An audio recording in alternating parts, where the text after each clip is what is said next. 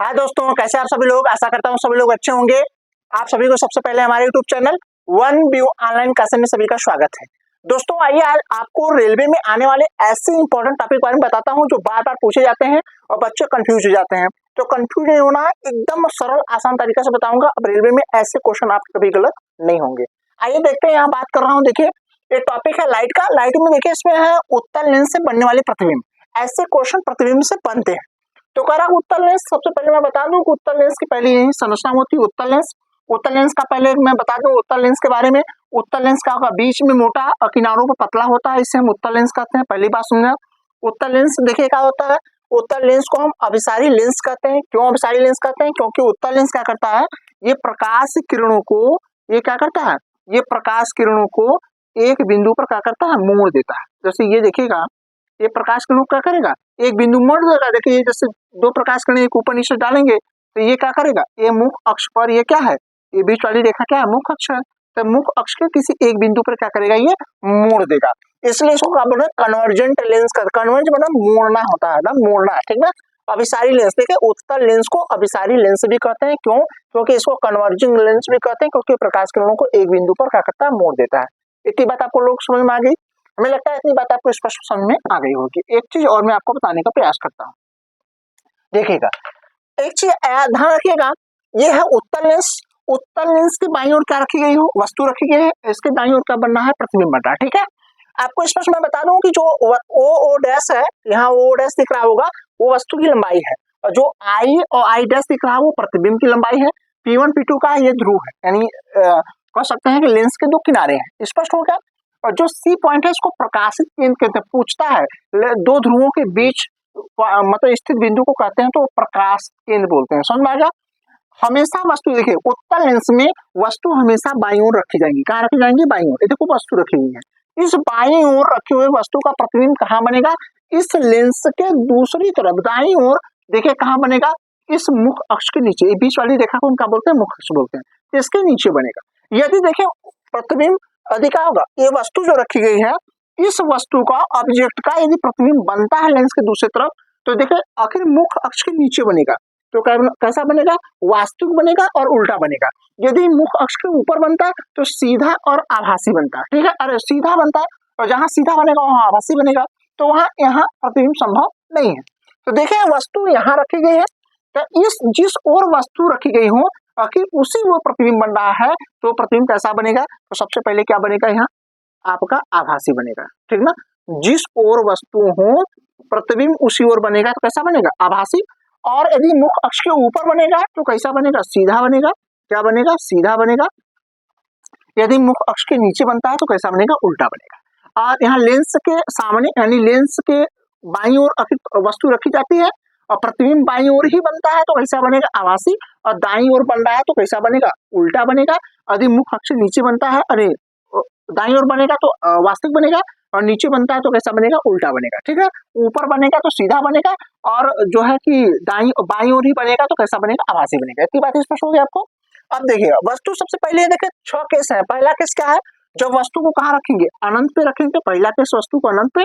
दूसरा, जब वस्तु को अनंत तथा 2f1 के बीच में रखेंगे। तीसरा केस है जब वस्तु को 2f1 पे रखेंगे। चौथा केस है जब वस्तु को 2f1 और f1 के बीच में रखेंगे। पांचवा केस है जब वस्तु को कहाँ रखेंगे, जो है f1 पे। छठवां है जब वस्तु को कहाँ, f1 और p1 के बीच में रखते हैं। तो देखिए जब वस्तु को हम कहाँ रखते हैं, जब हम वस्तु को देखिएगा, जब हम वस्तु कहाँ पे रखते हैं, जब हम वस्तु को अनंत पर रखेंगे तो उसका प्रतिबिंब कहाँ बनेगा, f2 पर बनेगा। तो f2 जो बनेगा वो कैसा बनेगा, बहुत छोटा। यहाँ लिख सकते हैं बहुत छोटा। समझ में आ गया। यहाँ हम क्या बनाएगा, ये बहुत छोटा। समझ में स्पष्ट है। यहाँ जो बनेगा वो वस्तु से बहुत छोटा बनेगा। अब आइए यहाँ वाला देखते हैं। जब देखिए वस्तु को अनंत और 2f1 के बीच में यहाँ प्रतिबिंब रखते हैं, यहाँ पे तो वस्तु रखते हैं, तो उसका प्रतिबिंब देखिए कहाँ बनेगा, यहाँ 2f2 और 2f2 के बीच में। कैसा बनेगा, वस्तु से छोटा। क्या बनेगा, वस्तु से यहाँ छोटा बनता है। ये वस्तु से क्या बनेगा, यहाँ छोटा बनेगा। अब देखिए तीसरे नंबर की बात करते हैं। यहाँ पर, यहाँ की हम बात करते हैं, तो जब वस्तु को 2f1 पर रखते हैं तो उसका प्रतिबिंब कहाँ बनेगा, 2f2 पर बनेगा। तो ये वस्तु के बराबर बनता है। जितनी बड़ी वस्तु होगी प्रतिबिंब उतना बड़ा ही बनता है। यानी वस्तु जितना बड़ा होगा प्रतिबिंब उतना ही बड़ा बनेगा, यानी वस्तु के बराबर बनेगा। समझ आ गया। और चौथा कंडीशन, जब वस्तु को 2f1 और f1 के बीच में रखते हैं, यहाँ चौथे कंडीशन में यहाँ रखते हैं, तो इसका प्रतिबिंब कहाँ बनेगा, इसका प्रतिबिंब याद रखिएगा, इसका प्रतिबिंब कहाँ बनेगा, 2f2 और अनंत के बीच में बनता है, तो कैसा बनेगा, वास्तु, सबसे पहले क्या होगा, वास्तु तो बनेगा ही बनेगा, यहाँ वस्तु से बड़ा बनेगा, क्या बनेगा, यहाँ बड़ा बनेगा, किससे, वस्तु से बड़ा बनेगा। और पांचवा नंबर है, जब वस्तु को f1 पे रखते हैं तो उसका प्रतिबिंब कहाँ बनेगा, तो उसका प्रतिबिंब कहाँ बनेगा, तो उसका प्रतिबिंब 2f2 और अनंत, मतलब 2f2 अनंत के बीच में बड़ा हो गया। अब इसको जब देखो f1 पे रखेंगे तो उसका प्रतिबिंब कहाँ बनेगा, अनंत पर बनेगा, कहाँ बनेगा, यहाँ अनंत पे बनेगा। तो अनंत पे बनेगा तो कैसा बनेगा, वस्तु से बहुत बड़ा, क्या बनेगा, ये बहुत बड़ा बनेगा, बहुत ये बड़ा बनेगा। समझ में आ गया, ये वस्तु से बहुत बड़ा बनेगा। स्पष्ट हो गया। एक बात मैं फिर से समझा दूं, याद रखिएगा, जब वस्तु अनंत होगा तो उसका प्रतिबिंब कहाँ बनेगा, लेंस के दूसरी ओर f2 पर वास्तविक बनेगा, उल्टा बनेगा, वस्तु से बहुत छोटा बनेगा। जब वस्तु देखे यहाँ अनंत और 2f1 के बीच में हो तो कहाँ बनेगा, 2f2 के बीच में वास्तविक बनेगा, उल्टा बनेगा, वस्तु से छोटा बनेगा। और जब देखिए 2f1 पे वस्तु हो और प्रतिबिंब कहाँ होगा, यहाँ 2f2 पर बनेगा तो बराबर बनेगा, तो कैसा, वास्तविक उल्टा वस्तु के बराबर बनेगा। अब देखिए जब वस्तु 2f1 और f1 के बीच में होगा तो 2f2 अनंत के बीच में उसका प्रतिबिंब बनेगा, वस्तु से बड़ा बनेगा, कैसा बनेगा, बड़ा बनेगा।